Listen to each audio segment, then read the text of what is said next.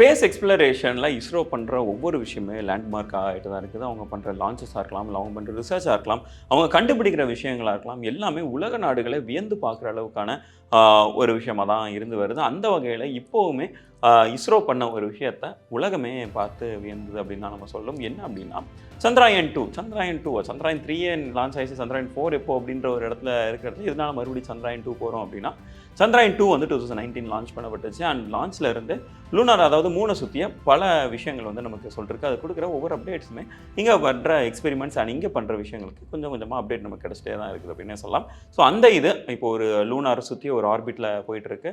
So அந்த ஒரு lunar ஆர்பிட்டில் இன்னொரு சேட்டலைட்டோட பார்த்துமே கிட்டத்தட்ட ஓவர்லேப் ஆகுது அப்படின்ற மாதிரியான ஒரு தகவல் வருது.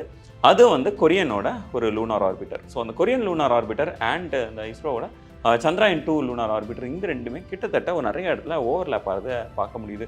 இந்த ரெண்டு ஆர்பிட்டரோட ஆர்பிட் ரூட் வந்து ஓவர்லேப் ஆகிறதுனால இந்த ரெண்டு ஆர்பிட்டருமே கிராஷ் ஆகிறதுக்கான வாய்ப்புகள் இருக்குது. இந்த டேஞ்சர் இருக்கிறதுனால மிகப்பெரிய அளவுக்கு பொருட்சேதம் ஆகிறது மட்டும் இல்லாமல் ரிசர்ச் வந்து பாதியிலேயே முடிகிற நிலைமை ஏற்படும் அப்படின்ற ஒரு அச்சம் வந்து ஏற்படுது. இதை கொஞ்சம் நுணுக்கமாக கையாண்ட இஸ்ரோ வந்து அதோட ஆர்பிட்டரோட ட்ராக் எப்படியாச்சும் மாற்றி விடலாம் அப்படின்றத பார்க்குறாங்க. ஸோ அந்த ஆர்பிட்டரோட ட்ராக்கை மாற்றுறது அவ்வளோ ஈஸியான ஒரு விஷயம் கிடையாது. எதனால் அப்படின்னா அதை சுற்றிய நிறைய ஆஸ்ட்ராய்ட்ஸ் இருக்கலாம், இல்லை அதோட இந்த விண்கல் இருக்கும். ஸோ அது மேலே பற்றக்கூடாது. அது மட்டும் இல்லாமல் அதை சுற்றி நிறைய ஆர்பிட்டர்ஸ் இருக்குது. ஸோ அந்த ஆர்பிட்டர்ஸ் எதையுமே அதால் ஓவர்லேப் பண்ண முடியாத அளவுக்கான ஒரு இடத்த அவங்க கண்டுபிடிக்கணும் அப்படின்ற மாதிரியான ஒரு நிலை ஏற்படுது.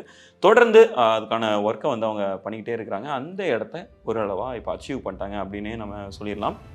இப்போது அந்த சந்திராயன் 2வோட அந்த ஆர்பிட்டரோட அந்த ஆர்பிட் ரொட்டேஷன் அண்ட் அந்த ஆர்பிட்டோட மேப்பை வந்து அவங்க மாற்றி விட்டுருக்காங்க. ஸோ இப்போது அந்த ஆர்பிட்டருக்கு எந்த ஒரு பிரச்சனையுமே இல்லை அப்படின்றத சொல்லியிருக்கிறாங்க. ஸோ இதனால் பல மில்லியன் டாலர்ஸ் வந்து நஷ்டமாகிறத தடுத்துருக்காங்க அப்படின்னே சொல்லலாம். அது மட்டும் இல்லாமல் ரெண்டு நாடும் அவங்களோட ரிசர்ச் வந்து தொடர்ந்து செய்கிறதுக்கான ஒரு மிகப்பெரிய வாய்ப்புமே இது மூலமாக அமையுது.